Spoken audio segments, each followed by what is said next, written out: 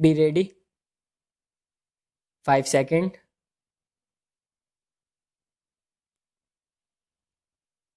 Start. Rajya Sabha Deputy Chairman Harivansh's refusal to conduct a division of votes on two controversial pieces of legislation on Sunday, despite persistent demands from members, was unprecedented in its sheer brazenness. The bills in question have been challenged on constitutional and practical grounds, but that is a different point.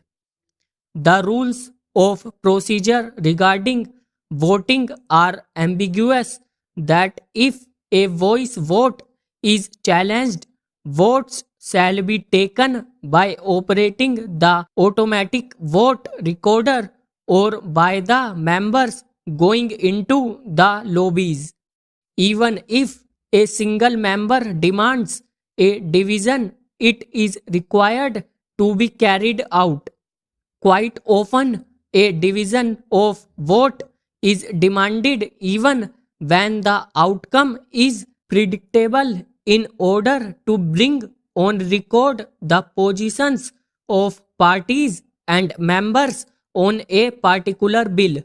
The explanation that members were not demanding a division from their seats and the House was not in order is disingenuous.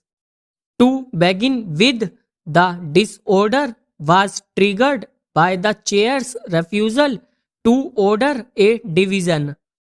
And curiously, the chair went on to declare the bills passed amid the dean, this time unaffected by disorder.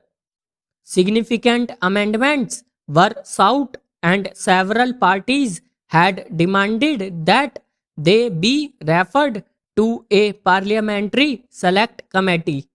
The government's claim that it had the numbers to pass the bills is dubious in the wake of the skullduggery it deployed for their passage.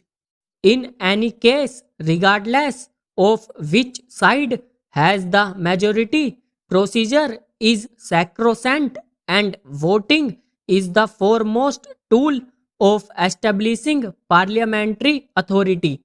It cannot be reduced to an act of benevolence by the chair or the executive. The chaos that followed in the upper house, though not unprecedented, was unsavory. Parliament is a deliberative forum and not a theatre for protest demonstration. Regardless of the provocation, the opposition should have adhered to decorum while articulating its concern. But meaningful parliamentary discussions have become infrequent and the voice of the opposition is often ignored. Upper house functions have been significantly curtailed by the arbitrary labeling of money bills which bypass it. The flat out denial of a division of votes was a new law in parliamentary history.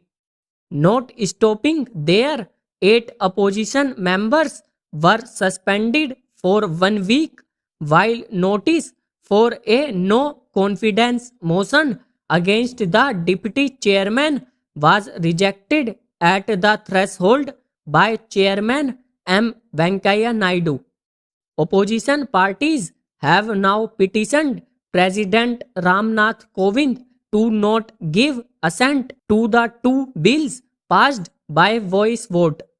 There must be immediate efforts led by the executive to restore the effective and meaningful functioning of parliament.